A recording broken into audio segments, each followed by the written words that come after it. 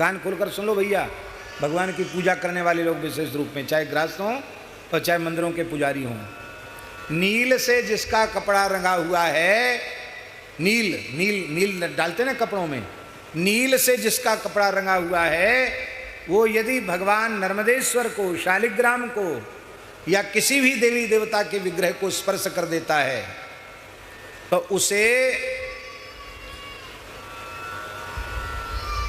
घोर नरक में जाना पड़ता है। इसके बाद कम से कम 100 जन्म लेने पड़ते हैं।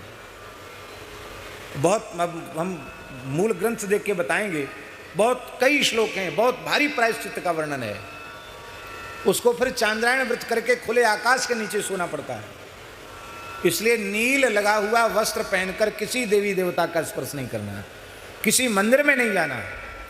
और महाराज मिथिला में तो हमने देखा, क्या कहना, ऐसा शौकीन है लोग नील के, ऐसे लगता मानो नीली नाद में ही कूद के आए हों। अभी भाई हमारी हाथ जोड़ के प्रार्थना है, आप पंडित पुजारी हैं, आप कभी नील का स्पर्श न करें। 1000 ब्राह्मण बैठे हों पंक्ति पावन और उनकी पंक्ति में एक नील लगा हुआ कपड़ा पहनने वाला व्यक्ति पहुंच जाए, उसकी दृष्टि पड़ जाए, तो वे सब के सब ब्राह्मण पथभ्रष्ट हो जाते हैं। वे जब चांद्रायण व्रत करें तब वे शुद्ध होते हैं। नील अति निषिद्ध है, तो उसका कपड़ा नील से रंग गया, पुराणों में लिखा हुआ है। चांडालता के चिन्ह प्राप्त हो गए उसके शरीर में। महाराज जी, गुरुजी नाराज हो गए। गुरुजी के नाराज होने से क्या हुआ, महल में नहीं घुसने दिया उसको लोगों ने। मंत्री लोग बोले रहे इसको क्या, भगाओ भगाओ भगाओ, निस्तेज हो गया। रानी ने वार्तालाप नहीं किया उससे, राजकुमारी डंडा लेके खड़े हो गए, भगो भगो यहाँ से। उसने कहा बड़ी दुर्दशा भाई हमारी। उस समय वशिष्ठ विश्वामित्र का झगड़ा चल रहा था। वो विश्वामित्र जी के पास चला गया, बोले हमारी बड़ी दुर्दशा हो गई, हम तो यजमान हैं, हम स्वर्ग जाना चाहते थे, गुरुजी ने, गुरुपुत्रों ने मिलकर हमारी दुर्दशा कर दी। तो उनको वशिष्ठ जी को नीचा दिखाना था। हाँ बोले कोई बात नहीं, वशिष्ठ में क्या शक्ति है, हम तुमको अपनी शक्ति से स्वर्ग भेजेंगे, यज्ञ करो। यज्ञ हुआ, यज्ञ के आचार्य विश्वामित्र जी हुए और कहा आवाहन करो, देवताओं का आवाहन हुआ। कोई देवता नहीं आया। क्यों नहीं आया? चांडाल तो यजमान है और क्षत्रिय आचार्य है, तो कैसे हमें अभी ब्रह्मर्षित्व तो मिला नहीं आए देवता। कुपित हो गए विश्वामित्र जी, इतनी हिम्मत देवताओं की, मैं नया स्वर्ग बना दूंगा, नए देवता बना दूंगा। नूतन सृष्टि करने लगे विश्वामित्र जी और कहा कोई यज्ञ की जरूरत नहीं, हम अपनी तपशक्ति से भेजते हैं तुमको। स्वर्गम गच्छ, आकाश में स्वर्ग बनाया उन्होंने अपने तपोबल से, नया स्वर्ग महाराज जी। स्वर्गम गच्छ, वो तुरंत जैसे रॉकेट चलता ना ऊपर, ऐसे ही चलने लग गया ऊपर, स्वर्ग तक पहुंचा। वहां से देवराज इंद्र ने धक्का दिया, भाग यहां से, गुरुद्रोही कहीं का। वहां से गिरा तो नीचे सिर ऊपर पैर करके गिरा। नीचे आया, बोले गुरुजी बचाओ, तिष्ठ। जैसे का तिष्ठ, वहीं लटक गया। आज भी तिष्ठ। बोले अब गुरुजी ना तो ऊपर जा रहे हैं ना नीचे आ रहे हैं, बीच में लटक गए। उन्होंने कहा देखो गुरुजनों में जो संदेह करता है उसको लटकना ही पड़ता है बीच में, न इधर का रहता न उधर का रहता। तुम्हारे भाग्य में ऐसा ही था, अब हम जा रहे हैं, हमारी तपस्शक्ति भी नष्ट हो गई तुम्हारे ऊपर कृपा करने से। विश्वामित्र जी चले गए छोड़ के। त्रिशंकु की छाया जहाँ तक पड़ती है उसको मगह कहते हैं, जहाँ उसकी छाया पड़ती है। मगह गया दिक तीर्थ जैसे, मगह की भूमि को अपवित्र माना गया क्योंकि गुरुद्रोही की छाया उस पर पड़ती है। और महाराज जी उसकी लार गिरी, उल्टा लटका तो लार गिरी त्रिशंकु की, उसकी लार से एक नदी पैदा हो गई। उस नदी का नाम हुआ कर्मनासा। कर्मनासा माने पाप कर्म का नाश नहीं करती है, वो पुण्य कर्म का नाश करती है। गुरुद्रोही के संपर्क में आने से पुण्य कर्म का नाश होता है। ये गुरु निष्ठा का चरित्र है त्रिशंकु का, लेकिन लोग इसको कहते नहीं ठीक से।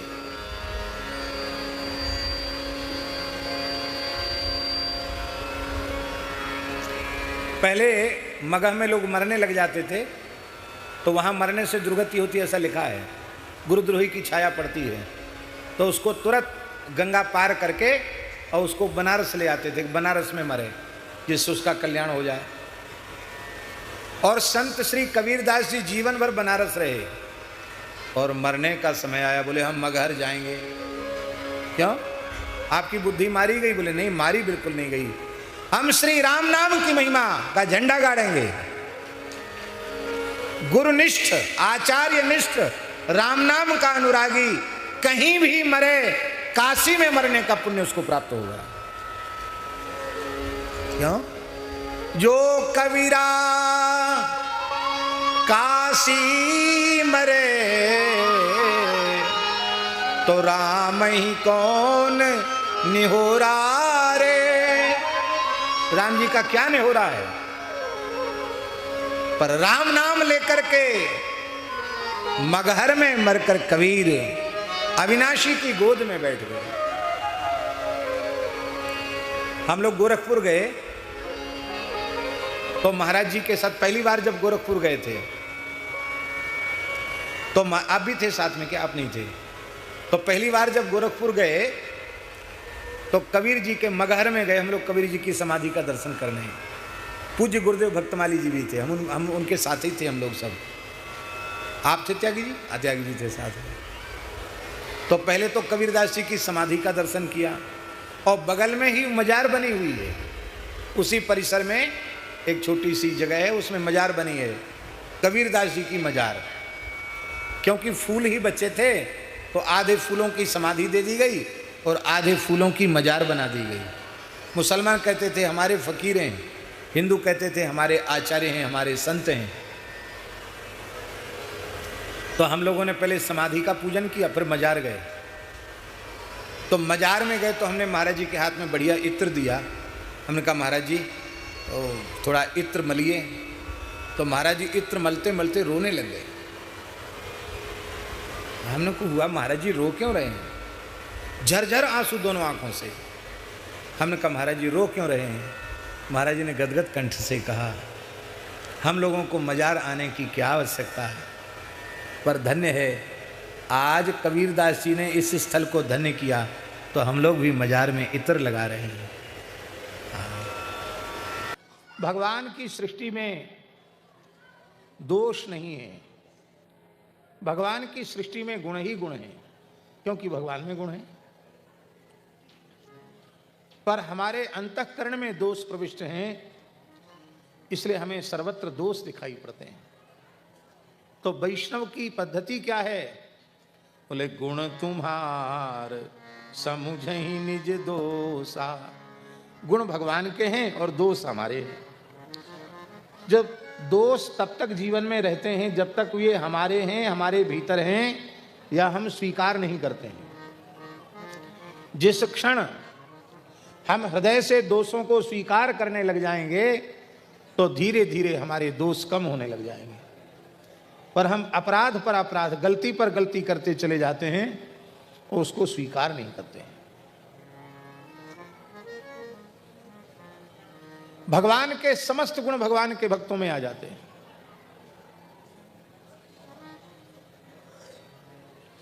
यदि भक्त में भगवान के गुण आविर्भूत नहीं हुए तो समझना कि उसकी भक्ति कच्ची है, परिपक्व भक्ति नहीं है। समस्त गुण भगवान के आविर्भूत हो जाते हैं और समस्त गुण तो आविर्भूत हो ही जाते हैं। कुछ गुण ऐसे हैं जो भगवान से अधिक उसमें आ जाते हैं। आप कहेंगे भगवान से अधिक गुण? हाँ, जैसे हम उदाहरण दें तो भगवान में एक गुण नहीं है। कौन सा गुण? वो गुण है पुरस्कार का गुण। कौन सा गुण? पुरस्कार, पुरस्कार नहीं, पुरस्कार। पुरस्कार माने क्या होता है? वो पुरस्कार है जो इनाम दी जाता है। पुरस्कार, पुरस्कार माने होता है सिफारिश, जिसको लोक भाषा में कहते हैं सिफारिश। जैसे आपका कोई काम है और श्री महंत जगदीश दास जी की कृपा से ही वो होने वाला है, काम आपका है, पर आपका सीधा संपर्क इनसे नहीं है। तो आपने देखा महाराज जी का तो इनका बड़ा प्रेम है, तो आपने हमसे कहा महाराज जी हमारी ये समस्या है, और महंत जी यदि थोड़ा सा भी चाह लें तो हमारा समाधान हो जाएगा। तब हम सिफारिश करें कि देखिए ये बहुत अच्छे हैं, बहुत सज्जन आदमी हैं, बड़े भले आदमी हैं, ईमानदार हैं, और आप इनका ये काम करेंगे तो जीवन भर आपका एहसान मानेंगे। तो आपकी सिफारिश इनके पास करा के काम कराना, ये गुण भगवान में नहीं है। भगवान किसी की सिफारिश नहीं करते। क्यों नहीं करते? क्यों नहीं करते? इसलिए नहीं करते भगवान सिफारिश, क्योंकि सिफारिश सदा अपने से बड़े के पास की जाती है, और भगवान से बड़ी सत्ता किसी की है नहीं। अनंत कोट ब्रह्मांड नायक सर्वेश्वर परात्पर परब्रह्म है भगवान। ब्रह्मा जी शंकर जी भी उनके चरणों की शरण ग्रहण करते हैं, उनका भजन करते हैं। ऐसे भगवान, ऐसे जो भगवान हैं, भला वो किसकी सिफारिश किसके पास करेंगे? उनसे बड़ा तो कोई है नहीं।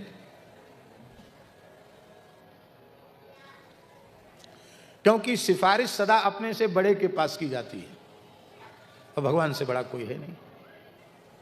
पर भगवान के भक्तों में ये गुण है, वो इधर तो ठाकुर जी को राजी करते हैं कि प्रभु आपने बार बार छाती ठोक कर कहा है, ममई वांसो जीवलोके जीवभूत सनातनः मनःषष्ठानि इंद्रियाणि प्रकृतिस्थानि कर्षति। गीता में यह जीव मेरा ही अंश है, और जब आपका अंश है और आपसे विमुख होकर अविद्या माया के चक्र में फंस करके यह आपसे दूर हो गया है, अब भूला भटका आपकी शरण में आया है, तो भले ही यह अपराधी ही क्यों ना है, क्यों नहीं है, पर इसे आपको अपनी शरण में ले लेना चाहिए। आप इसको अपनी शरण में ले लीजिए। क्यों? मौका अच्छा है। इसको शरण में लेने से आपका यश बढ़ेगा, आपकी कीर्ति बढ़ेगी। आप वैकुंठ में पतित पावन नहीं हो सकते, वहां कोई पतित ही नहीं है, तो आप पतित पावन कैसे बनेंगे? आप वैकुंठ गोलोक में दीन बंधु नहीं हो सकते, वहां कोई दीनहीन है ही नहीं, आप दीन बंधु कैसे होंगे?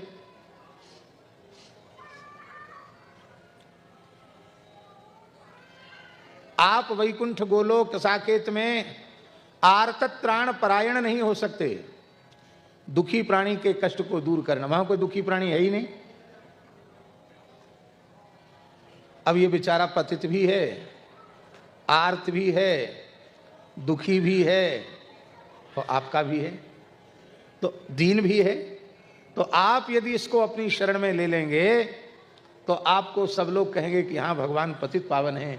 ऐसे पतित को भगवान ने अपनी शरण में लिया है, ऐसे दीन को छाती से लगाया है, इसलिए भगवान दीन बंधु हैं। देखो कितना दुखी प्राणी था, भगवान ने उसको भुजाओं में भर के अपने हृदय से लगा लिया, उसके सारे दुखों को समाप्त कर दिया। भगवान आर्तत्राण परायण है। तो भक्त कहता है भगवान से कि प्रभु आपके सभी गुण इसको शरण में लेने से ही सार्थक होने वाले हैं, इसलिए आप इसको शरण में ले लो। ये तो भगवान से बोलता है। नारायण दया सिंधो वात्सल्य गुण सागर एनम रक्ष जगन्नाथ बहुजन्मापराधिनम। हे नारायण, इसे आप अपनी शरण में ले लीजिए।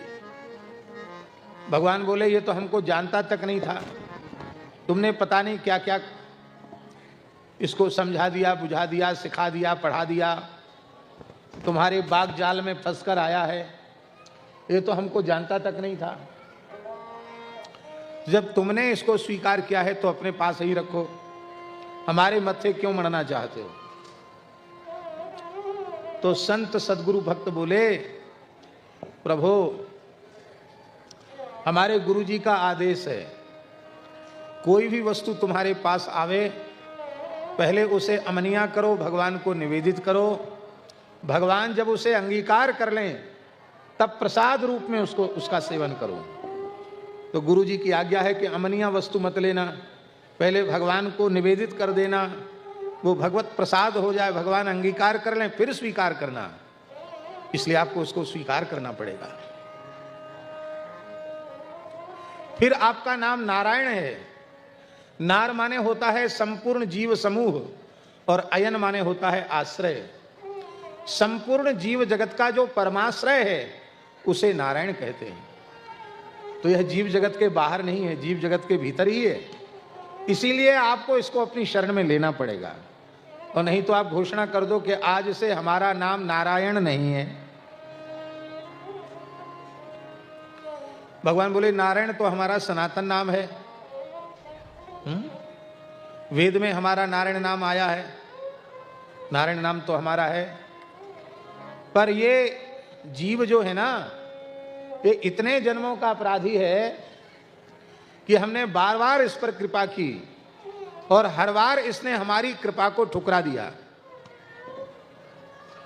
पेट में था तब प्रतिज्ञा कर रहा था कि अब जन्म लूंगा तो भजन करूंगा, भगवत चरणारविंद की प्राप्ति करूंगा, और बाहर आते ही सब भूल गया, मनमाना काम करने लगा, ऊट पटांग सब करने लग गया। एक ऐसी परिस्थिति होती है, किसी दुखी प्राणी पर आप बार बार दया करें और वह आपकी दया का बार बार दुरुपयोग करे, तो कभी न कभी आपका मन ऐसा होता कि अब ये दया का पात्र भी नहीं रहा, अब ये दया के लायक नहीं है। भगवान बोले इसने इतना हमारा अपराध किया है, हमारी कृपा को, दया को इतना ठुकराया है इसने कि अब इसके ऊपर हमको दया नहीं आती। आचार्य ने कहा, संत भक्त सदगुरु ने कहा कि हे प्रभु आप दया के सागर हैं। दयालु व्यक्ति यह नहीं देखता कि कितनी बार इसकी गलती हो चुकी है, कितनी बार इसने अपराध किया, ये दयालु व्यक्ति नहीं देखता है। दयालु व्यक्ति तो केवल व्यक्ति की पीड़ा को देखता है, उसके कष्ट को, उसके दुख को देखकर दया करता है। दयालु प्रकृति के प्राणी जब इस प्रकार से होते हैं, आपने सुना होगा कोई संत गंगा जी पार कर रहे थे और एक बिच्छू बहता जा रहा था, तो उनके मन में आया कि ये तो बेचारा मर जाएगा, तो इसको पार कर दें। तो बहते हुए बिच्छू को हथेली पर उठाया, उसने डंक मार दिया, और डंक मारने के बाद वो अपने आप फिर हथेली से कूद गया। तब संत ने फिर उसको उठाया, फिर उसने डंक मारा, फिर कूद गया, फिर उसको पकड़ा, फिर उठाया। कोई व्यक्ति देख रहा था, अरे महाराज कितने मूर्ख हो तुम, ये हाथ को लोहू लुहान कर रहा है, डंक पर डंक मार रहा है, और आप इसके ऊपर दया कर रहे हो। संत ने कहा, भैया यह अपनी दुष्टता नहीं छोड़ सकता है, तो हम अपनी दयालुता कैसे छोड़ दें। दुष्ट ने अपनी दुष्टता नहीं छोड़ी, ध्यान दें, और सज्जन ने अपनी सज्जनता छोड़ दी। तो किसका रंग पक्का हुआ, दुष्टता का रंग पक्का हुआ कि सज्जनता का? दुष्ट ने दुष्टता नहीं छोड़ी, सज्जन ने सज्जनता छोड़ दी, तो दुष्टता का रंग पक्का हुआ, सज्जनता का नहीं। होना क्या चाहिए? दुष्टता का रंग पक्का होना चाहिए कि सज्जनता का? सज्जनता का पक्का होना चाहिए। इसलिए दुष्ट अपनी दुष्टता भले ही छोड़ दे, पर साधु को अपनी साधुता नहीं त्यागनी चाहिए, सज्जन को अपनी सज्जनता नहीं त्यागनी चाहिए। तो भगवान आपकी सृष्टि में ऐसे ऐसे दयालु होते हैं, और आप तो दया गुण के समुद्र हैं। आप इस जीव को क्यों अंगीकार नहीं करेंगे? भगवान बोले बिल्कुल ठीक है, हम दया सागर हैं, लेकिन इस पर मुझे दया नहीं आ रही है। तब उन्होंने अंतिम वाक्य कहा, वात्सल्य गुण सागर। हे प्रभु, आप वात्सल्य गुण के समुद्र हैं। इतना सुनते ही भगवान का हृदय भराया, भगवान के नेत्र भराए, और भगवान ने कहा अब कुछ मत बोलो, आगे बोलो क्या करना है। भले बोले करना क्या है, इसको शरण में ले लीजिए। बोलो भक्तवत्सल भगवान की एनम रक्ष जगन्नाथ। आप जगन्नाथ हैं, सारे जगत के नाथ हैं, इसलिए इसकी रक्षा कीजिए, भले ही अपराधी है तो क्या हुआ। एनम रक्ष जगन्नाथ बहुजन्मा पराधीनम।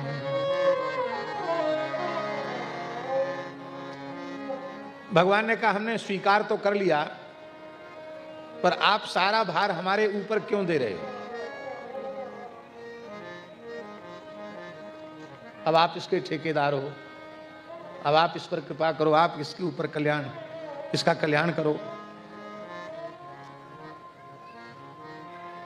संत सदगुरु ने कहा, भक्त ने कहा, आचार्य ने कहा, भगवान देखो लोक व्यवहार है ये, कोई व्यक्ति पेड़ पर चढ़ा और पैर फिसल गया,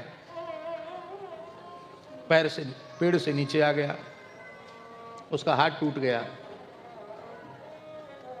लोग उठाकर हॉस्पिटल ले गए, डॉक्टर ने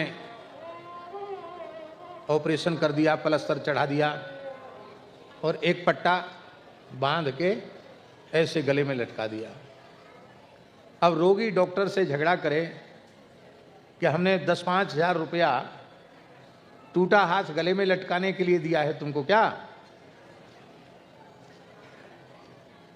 भाई पैसे है तो पैसे वापस करो, और टूटा हाथ, हमारा हाथ टूटा, हमारे गले में लटका दिया, तो चिकित्सक क्या कहेगा।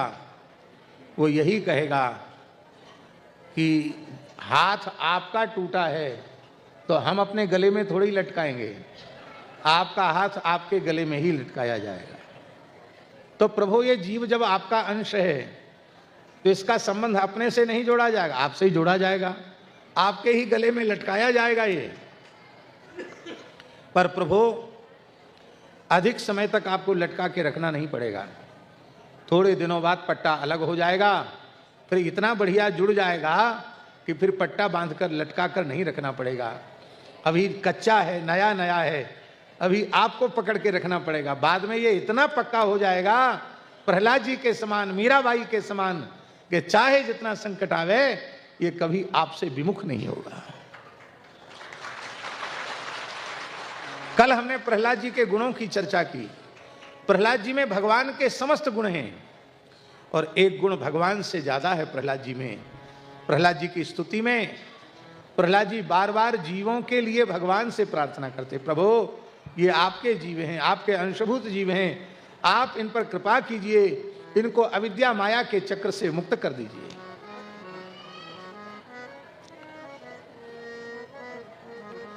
भगवान में एक गुण और नहीं है। कौन सा गुण?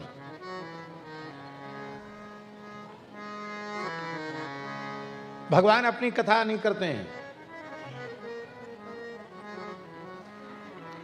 कथा कहने वाला गुण भगवान में नहीं है। भगवान को कथा कहनी होगी तो भगवान बनकर नहीं कहेंगे, भक्त के रूप में अवतार लेना पड़ेगा, आचार्य रूप में अवतार लेना पड़ेगा, तब कथा कह पाएंगे। स्वयं की कथा नहीं कह सकते। स्वयं की कथा कहेंगे तो लोग अच्छा नहीं मानेंगे। अरे यही समझ लीजिए, हमको आप लोगों ने बुलाया और हम यहाँ बैठकर प्रहलाद जी का चरित्र न सुनावें, नरसिंह भगवान का चरित्र न सुनावें, अपनी बातें सुनाने लग जाएं, तो धीरे धीरे सत्संगी तो उठ के चले जाएंगे और लोग कहेंगे हमने भगवान की कथा सुनने के लिए इनको बुलाया था, ये अपनी बड़ाई किए चले जा रहे हैं। तो किसी भी बुद्धिमान व्यक्ति के लिए, संस्कार संपन्न व्यक्ति के लिए, भले आदमी के लिए अपने गुणों की चर्चा स्वयं नहीं करनी चाहिए। हमारे गुणों की चर्चा आप करें ये तो उचित है, और हम अपनी पीठ खुद ही ठोकें ये अच्छी बात नहीं। हमारी पीठ कोई दूसरा ठोके ये तो बढ़िया है, पर हम अपनी जय जयकार स्वयं करें, ये अशिष्टता है। पर भगवान में अपने चरित्र कथन का गुण नहीं है, और भगवान के भक्तों में भगवान के चरित्र गान का, भगवान की चर्चा करने का, भगवान के गुणगान करने का गुण भगवान के भक्तों में है। प्रहलाद जी ने, ध्रुव जी ने कहा,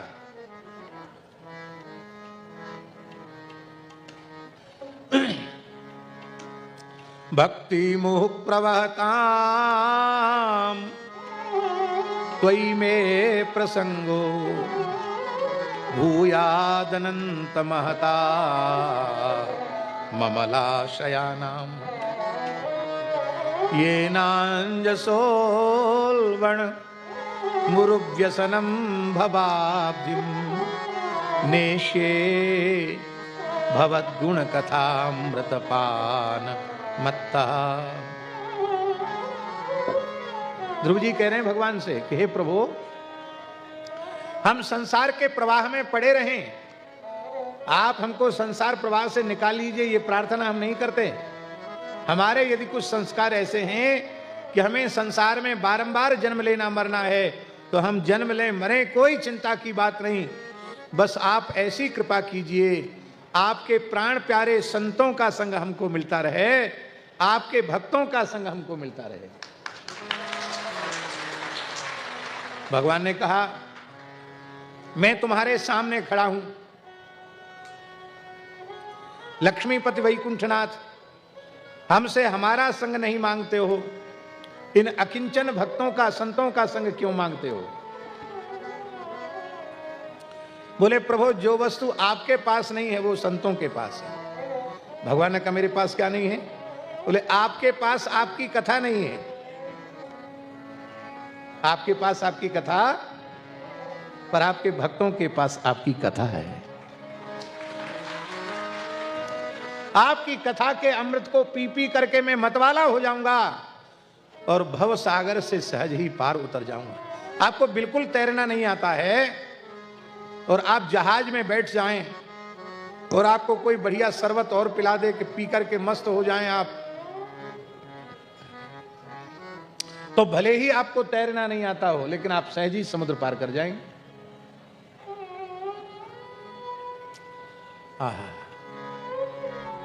नेशे भवद्गुण कथामृतपान मत्तः। ये जो सत्संग है ना माता जी, ये जहाज है। ये जो कथा कीर्तन रूपी सत्संग है, ये सत्संग क्या है? जहाज। इस सत्संग रूपी जहाज में कोई बैठ जाए तो भव सागर से पार उतर ही जाएगा, इसमें संदेह नहीं। अच्छा एक बात बताओ, जहाज में बैठा हुआ व्यक्ति, उसको नींद आ जाए, सो जाए, तो क्या जहाज बीच में उतार देगा? चलो चलो तुमको नींद आई, उतरो यहीं। हम लोग अभी गोदावरी परिक्रमा में थे, लगभग 700 से अधिक संत थे, 550-600 संत थे, कुछ ब्राह्मण थे, कुल मिला के 700 से ऊपर लोग थे। तो हम लोग तो भजन कीर्तन करते आए, लेकिन बहुत से लोग जहाज में बैठे। लगभग 13 घंटे की यात्रा थी जहाज की, जल मार्ग की। कितने घंटे की यात्रा थी? 13 घंटा तक बैठे। बहुत से लोग तो बढ़िया से सोए, ठाठ से तान दुपट्टा सो गए। तो ऐसा तो नहीं कि जहाज वाले ने गए तुम सो उतरो, उतरो नीचे उतरो, कहां उतरेगा बेचारा।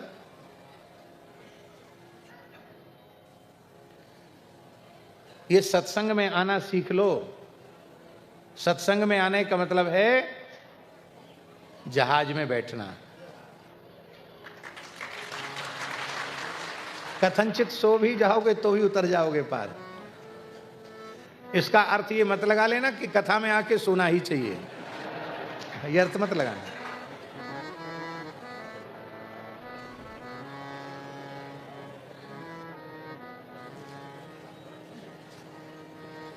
हमारे महाराज जी से किसी ने पूछा महाराज जी सत्संग में नींद क्यों आती है?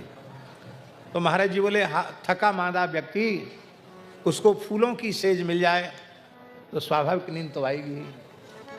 तो कथा कीर्तन सत्संग ये फूलों की सेज है, इसलिए नींद आ जाती है। पर ये तो महाराज जी ने थोड़ा संतोष देने के लिए कहा। सच्ची बात यह है, तुलसी पूर्व पापते हरि चर्चा न सुहाय। पूर्व का पाप प्रबल होता है तब कथा कीर्तन में जप में नींद आती है। तमोगुण समाप्त हो जाएगा, सतोगुण बढ़ जाएगा तो नींद नहीं आएगी। महाराज जी से किसी ने पूछा, महाराज जी जब माला लेते तब नींद क्यों आती है, इसका समाधान कीजिए। तो महाराज जी बोले पहले आप हमारे प्रश्न का उत्तर दीजिए, जब नोट गिनते तब नींद क्यों नहीं आती है?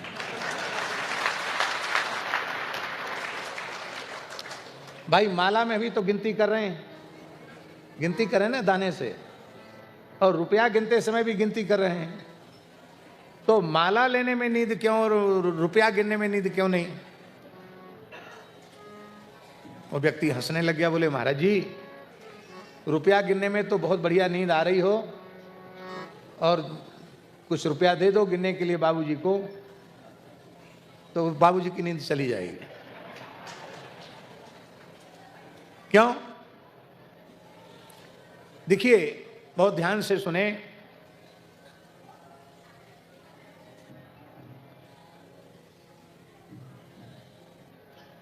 रुपया गिनने में नींद इसलिए नहीं आती है कि सारा हिसाब किताब बिगड़ जाएगा।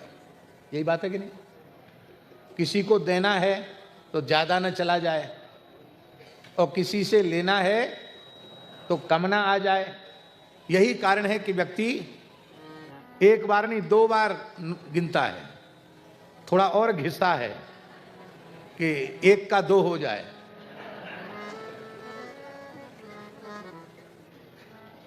एक का 2 नहीं होता है, वो तो 1 ही रहेगा, पर व्यक्ति फिर भी सावधानी रखता कहीं 1 में 1 नोट चिपक के न चला जाए। अब ध्यान दे करके सुने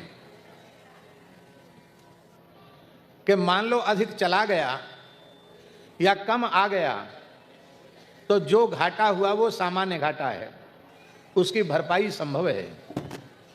पर सत्संग में हम सो गए, भजन में हम सो गए, और वही अंश वही वाक्य हमारे जीवन में परिवर्तन लाने वाला था, हमारा परम कल्याण करने वाला था, और उसके सुनने से हम वंचित रह गए तो हमारा कितना बड़ा घाटा हो गया। तो जब भजन के प्रति, सत्संग के प्रति जब महत्व बुद्धि का उदय हो जाएगा तो फिर कभी कथा कीर्तन भजन सत्संग में नींद नहीं आएगी, नींद नहीं आएगी। राजस्थान के एक गांव में हम गए, मेड़ते में कथा हो रही थी। मेड़ते जो मीराबाई का जन्मस्थल है, वहां से एक गांव में गए। वहां एक पुराना स्थान है राम स्नेही परंपरा का, लगभग 150-200 वर्ष पूर्व एक संत वहां हुए। उनके बारे में कहा जाता है वो एक पेड़ के ऊपर चढ़ करके भजन करते थे। पेड़ की डाली पर पैर लटका के बैठते और वहीं भजन करते, और नीचे झील थी, तालाब, तैरना उनको आता नहीं था, इसलिए वहां पैर लटका के बैठ के भजन करते थे कि मरने के डर के मारे नींद नहीं आएगी। 24 घंटे में एक बार कुछ भिक्षा लेते थे, रूखी सूखी भिक्षा, क्रिया करने के लिए नीचे उतरते थे, बाकी बस अहर्निश राम नाम का जप करते थे।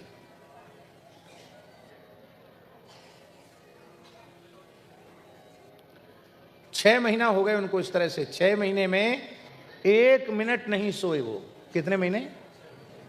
आधे क्षण के लिए सोए नहीं, वो आंखें ही बंद नहीं की। ऐसे चिकित्सा विज्ञान वाले लोग कहेंगे कि आदमी नहीं सोएगा तो पागल हो जाएगा, लेकिन वो कुछ नहीं, वो तो ठीक थे। अंत में भगवान ने उनकी परीक्षा ली। भगवान ने वो स्नान करके पेड़ पर चढ़ने वाले थे, तो राम जी एक किसान के रूप में आए और बढ़िया चूरमा, देसी चूरमा, राजस्थान में दाल बाटी चूरमा प्रसिद्ध है। ऐसा चूरमा महंत जी, वो चूरमा, देसी चूरमा अलग होता, कड़ाही का अलग होता, देसी अलग होता है। उसको भूभुर में कंडे में सेका जाता है और फिर बढ़िया गुड़ डाल करके चूरमा बनाते हैं। इतना घी डालते हैं कि चूरमा ऐसे लें तो यहाँ से घी टपकने लग जाता है। चुचैमा घी का चूरमा वो एक पात्र में लेके आए भगवान हैं। हाँ तो भगवान लाए, उनको 24 घंटे में एक आधी रोटी खा के भजन करते थे वो। भगवान ने कहा भजन पीछे कर लेना, पहले ये खाओ। पीछे पड़ गए, हाथ पकड़ लिया। तब आपने राम राम करते हुए कहा कि हम चूरमा खाने के लिए साधु नहीं बने। तब किस लिए बने साधु? बोले रघुनाथ जी का दर्शन करने के लिए साधु बने हैं। इतना सुनते ही किसान की जगह राम जी प्रकट हो गए। किरीट मुकुटधारी धनुर्बाणधारी भगवान श्री राम प्रकट हो गए। हृदय से लगाया और उसके बाद राम जी दर्शन दे के गए। बोले क्या चाहिए? बोले बस आपके भजन में लगे रहें, कुछ नहीं चाहिए। राम राम करते रहें और कुछ नहीं चाहिए। आपके चरणों में प्रेम हमारा बढ़ता रहे, आपके नाम में प्रेम बढ़ता रहे। इसके बाद उनके शरीर से एक देवी निकली। उन संत के शरीर से एक देवी निकली और बहुत जोर से चिल्लाई, नहीं आऊंगी, नहीं आऊंगी, नहीं आऊंगी, नहीं आऊंगी, कभी नहीं आऊंगी। तो उन्होंने कहा देवी तुम कौन हो? भीतर घुसी थी, अब नहीं आओगी, कौन हो तुम? उसने कहा मैं निद्रा देवी हूं। मैं बड़े बड़े लोगों को अपने अधीन कर लेती हूं, पर 6 महीने तक मैं लगातार प्रयत्न करती रही कि एक क्षण के लिए झुक्की आ जाए, लेकिन धन्य है तुमको झुक्की नहीं आई और अब मैं तुम्हारे पास कभी नहीं आऊंगी। तो हमने सुना है कि वे संत जीवन में कभी सोए ही नहीं।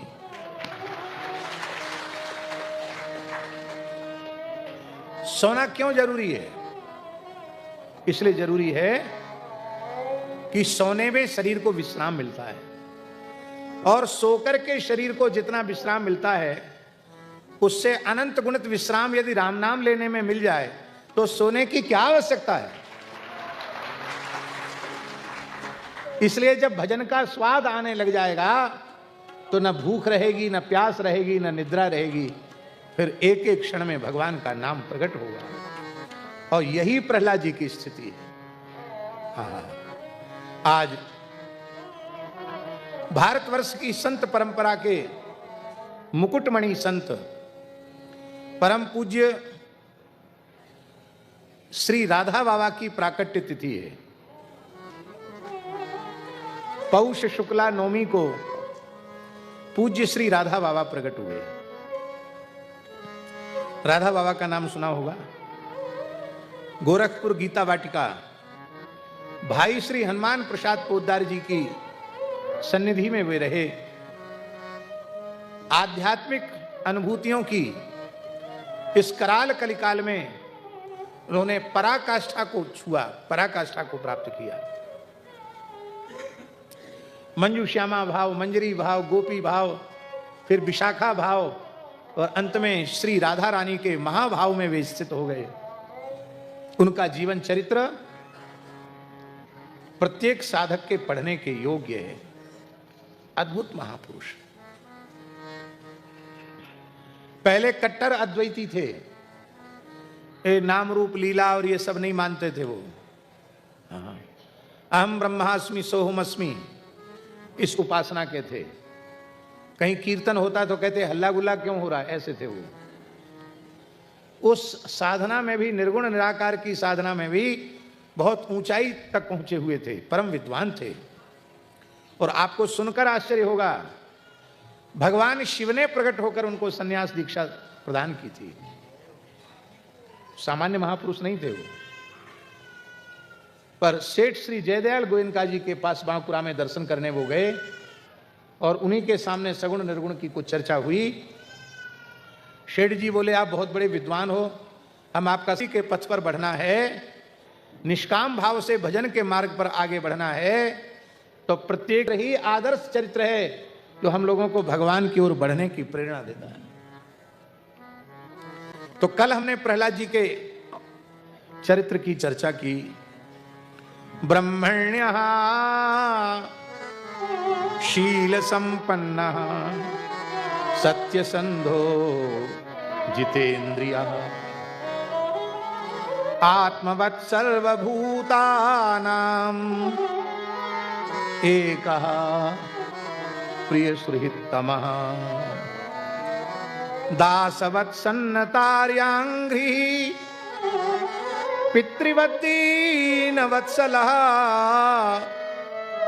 भ्रातृवत्सदृशे स्निग्धो गुरुस्वीश्वर भावना विद्यार्थ रूप जन्माढ्यो मानस्तंभ विवर्जितः मानस्तंभ विवर्जितः नोद्विग्न चित्तो व्यसनेषु निष्प्रियः श्रुतेषु दृष्टेषु गुणेषु वस्तुदृक् दान्तेन्द्रिय प्राण शरीरधि सदा प्रशांत कामो रहिता। कैसे हैं? विद्या धन सौंदर्य और कुलीनता आदि गुणों से युक्त होने पर भी इन गुणों का घमंड उनमें नहीं था, अभिमान उनमें नहीं था, हेकड़ी उनमें नहीं थी। बड़े बड़े दुखों को देख करके भी घबराते नहीं थे। लोक परलोक के विषयों को उन्होंने देखा सुना तो था, किंतु उसकी ओर उनकी प्रवृत्ति नहीं थी, उनका आकर्षण नहीं था, क्योंकि धरती से लेकर ब्रह्मलोक तक के सारे भोगों को वे सारहीन और नाशवान समझते थे। उनके मन में किसी वस्तु की लालसा नहीं थी। उनकी इंद्रियां, उनका प्राण, उनका शरीर, उनका मन उनके वश में था। उनके चित्त में किसी भी प्रकार की कोई कामना नहीं थी। यद्यपि उनका जन्म असुर कुल में हुआ था, पर आसुरी भाव उनको छू तक नहीं गया था। एक रहीम जी का दोहा है, जो रहीम उत्तम प्रकृति का करी सकत कुसंग चंदन विष व्यापत नहीं लिपटे रहत भुजंग। जो सर्वोत्तम प्रकृति के प्राणी होते हैं, हमारे जैसे जो लोग हैं, उन पर सत्संग का प्रभाव भी जल्दी पड़ता है और कुसंग का प्रभाव भी जल्दी पड़ता है। इसलिए कुसंग से बचकर सत्संग करना चाहिए। लेकिन जो प्रहलाद जी की कोटि के, सिद्ध कोटि के होते हैं, उनके ऊपर कुसंग का प्रभाव नहीं पड़ता है। लंका के कुसंग का प्रभाव विभीषण जी पर पड़ा, राक्षसों के कुसंग का प्रभाव विभीषण जी पर नहीं पड़ा। इसी प्रकार से दैत्यों के, असुर बालकों के कुसंग का प्रभाव श्री प्रहलाद जी के ऊपर नहीं पड़ा। जब चंदन का वृक्ष 100 वर्ष पुराना हो जाता, कितने वर्ष पुराना? 100 वर्ष तक रहने नहीं देते लोग उसको, पहले ही काट लेते। चंदन चोर वो चंदन छोड़ते नहीं। पर जब चंदन का वृक्ष 100 वर्ष का हो जाता है और पूरी तरह परिपक्व हो जाता है, उसमें इतनी सुगंध निकलने लग जाती है, उसके निकट खड़ा हुआ नीम का वृक्ष भी चंदन बन जाता है। ज्यों चंदन को पवन निम्ब पुनि चंदन करे, नीम को चंदन बना देता है। नीम का वृक्ष भी चंदन की सुगंध से युक्त हो जाता है। और उस वृक्ष की दिव्य सुगंध के कारण बड़े बड़े काले भयंकर विषधर नाग उस वृक्ष के आसपास अपना निवास बना लेते हैं। शीतलता और सुगंधि के लोभ में उसे लिपट कर रहते हैं, लेकिन उस चंदन के काष्ठ में सर्पों के विष का प्रभाव होता नहीं है। इसी तरह से प्रहलाद जी थे।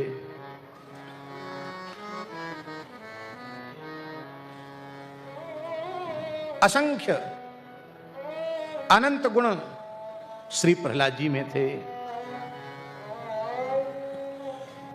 श्री नारद जी तो यहां तक कह रहे हैं कि जैसे भगवान के गुण अनंत हैं, ऐसे ही प्रहलाद जी के गुण भी अनंत थे, उनकी कोई सीमा नहीं थी। भक्तों में आदर्श श्री प्रहलाद जी हैं। ते धुनेपि धीयन्ते यथा भगवती स्वरे, अधुना अपि, इस समय भी संत भक्त प्रहलाद जी के चरित्र का, उनके गुणों का चिंतन करते हैं कि उनके गुणों का, उनके चरित्र का चिंतन करते करते उनके दिव्य गुण हमारे में आ जाएं। आपने श्री चैतन्य महाप्रभु जी का नाम सुना? श्री चैतन्य महाप्रभु जी जब तक प्रहलाद चरित्र का पाठ नहीं कर लेते थे, तब तक जल भी नहीं पीते थे। चैतन्य महाप्रभु वो तो साक्षात मुरली मनोहर द्विभुज श्री कृष्ण ही है। लेकिन हम लोगों को सिखाना है ना कि यदि निष्काम भक्ति चाहते हो तो प्रहलाद जी का अनुसरण करो, प्रहलाद जी के गुणों का चिंतन करो, प्रहलाद जी के चरित्र का ध्यान करो। इसलिए इस प्रकार की बात उनके जीवन चरित्र में आती है। भगवान श्री कृष्ण के चरणों में स्वाभाविक जन्मजात प्रेम उनको प्राप्त हो चुका था। छोटे बच्चे जो होते हैं वो स्वभाव से चंचल होते हैं। चंचल होते हैं कि नहीं? छोटे बच्चे स्वभाव से चंचल होते हैं और उनकी चंचलता अच्छी लगती, खराब नहीं लगती किसी को। हाँ, बालक कुछ भी न बोले सुने तब सबको बड़ी चिंता हो जाती है, एकदम गुम सुम क्यों हो गया, चुपचाप क्यों हो गया, लोगों को चिंता हो जाती है, कोई तकलीफ तो नहीं है इसको। और बालक चंचल हो तो जो बालक कछु अचगर करें, गुरु पितु मात मोद मन भरें, सबको प्रसन्नता होती है। पर जो विशिष्ट कोटि के भगवान के भक्त होते हैं, उनके स्वभाव में गंभीरता बचपन से ही होती, जन्म से ही होती। प्रहलाद जी न्यस्त क्रीडन को वाला। प्रहलाद जी की माता कयाधु दिव्य भवन है, इंद्र के भवन को भी लज्जित करने वाला भवन है। मखमली गलीचे बिछे हुए हैं, मणियों के प्रकाश से भवन जगमगा रहा है और उसमें बड़े सुंदर सुंदर खेल खिलौने प्रहलाद जी के चारों ओर रख देती है माता कयाधु। पर प्रहलाद जी किसी खिलौने को छूते तक नहीं है, वे उन खिलौनों के बीच में बैठकर ध्यानस्थ हो जाते हैं, उनकी समाधि लग जाती है। छोटे छोटे बच्चे प्रहलाद जी के भाई उनका हाथ पकड़कर खींचते हैं, चलो भैया प्रहलाद खेल के आवें। लेकिन जड़वत तन मनस्तया, भगवान का ध्यान करते करते प्रहलाद जी जड़ हो जाते, तन्मय हो जाते। अंत में उनके मित्र, उनके भाई निराश होकर के प्रहलाद जी को छोड़कर चले जाते। प्रहलाद जी ध्यान की अवस्था में, प्रगाढ़ ध्यान की अवस्था में चले जाते हैं, समाधि लग जाती प्रहलाद जी की। कहते इतने छोटे बालक की ऐसी स्थिति कैसी हो गई? कृष्ण ग्रह गृहीतात्मा नवे जगदीदृशम।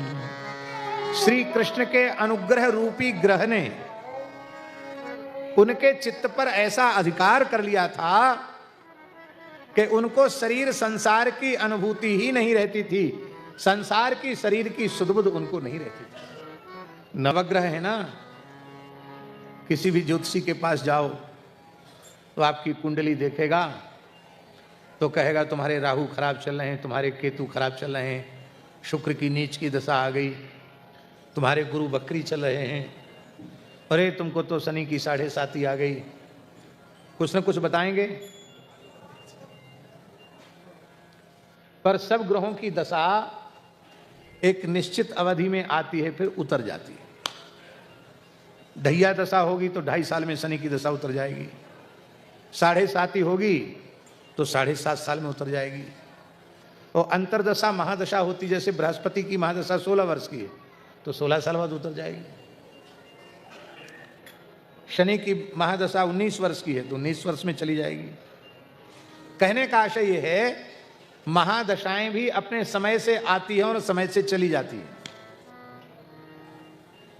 लेकिन किसी भाग्यशाली पर यदि किसी राम ग्रह की दशा आ गई, कृष्ण ग्रह की दशा आ गई, नारायण ग्रह की दशा आ गई, तो ये दशा आने के बाद फिर कभी जाती।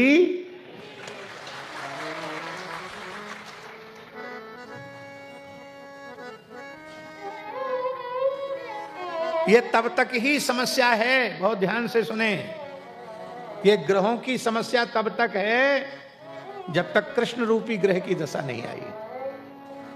इनकी दशा आ जाएगी तो सारे ग्रह दंडवत करके चले जाएंगे। गोस्वामी तुलसीदास जी का पद है, जब जानकी नाथ सहाय करें तब कौन बिगाड़ करे नर। इस पद में उन्होंने ग्रहों का नाम भी लिया। ये ग्रह भी तुम्हारे प्रतिकूल होने पर तुम्हारा कुछ बिगाड़ नहीं पाएंगे, तो तुम्हारे अनुकूल होने पर भी तुम्हारा कुछ बना नहीं पाएंगे, यदि श्री जानकी नाथ तुम्हारे ऊपर कृपा कर रहे हैं। और जानते हो ये पद गोस्वामी जी ने कब लिखा? जब गोस्वामी तुलसीदास जी नाभा जी के आग्रह पर वृंदावन से रेवासा धाम गए और पहली बार श्री स्वामी अग्रदेवाचार्य जी का दर्शन किया, उनके सेव्य ठाकुर जानकी नाथ जी का दर्शन किया, तो तत्काल आपने पद रचना करके गाया, जब जानकी नाथ सहाय करें तब कौन बिगाड़ करे नर तेरो। और श्री गोस्वामी तुलसीदास जी वहां 4 महीने विराजे। बहुत हमारे वृंदावन के रसिक संतों ने भी इस प्रकार के भाव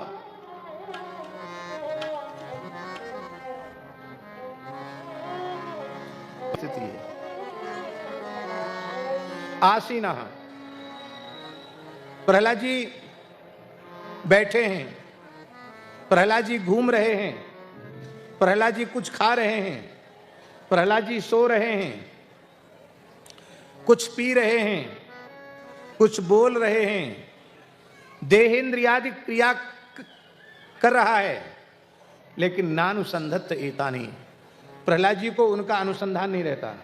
खाते पीते सोते जगते उठते बैठते घूमते फिरते बोलते चालते, उनको इन क्रियाओं का अनुसंधान नहीं रहता। जैसे कोई यंत्र स्विच दबा दो और चालू कर दो और यंत्र चलता रहे, यंत्र के समान उनका शरीर क्रिया करता। मैं कर रहा हूं यह अनुभूति भी प्रहलाद जी को नहीं होती। क्यों नहीं होती थी? नानुसंधत्त एतानी गोविंद परिरंभिता। उनको लगता था कि श्री गोविंद प्रभु ने अपनी चंदन चर्चित विशाल भुजाओं में भरकर मुझे अपनी छाती से लगा रखा है। अच्छा एक बात बताओ,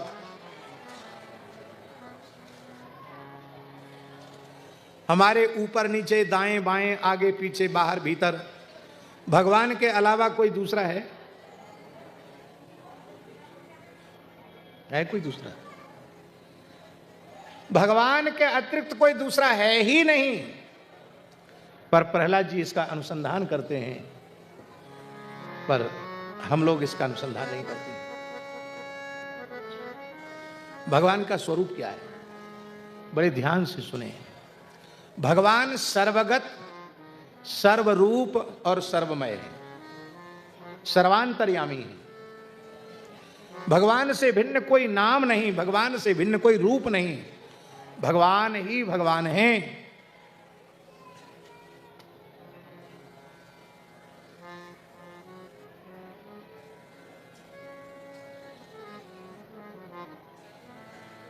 निष्कलो निरंजनो निर्विकल्पो शुद्धो देव एको नारायणो न द्वितीयोस्ति कश्चित,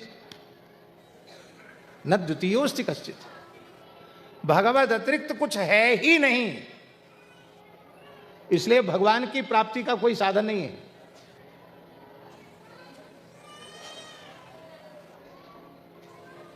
फिर से सुन लो, जो सर्वगत है, सर्वरूप है, सर्वमय है, सबके बाहर है, सबके भीतर है, उसकी प्राप्ति का क्या प्रयत्न है?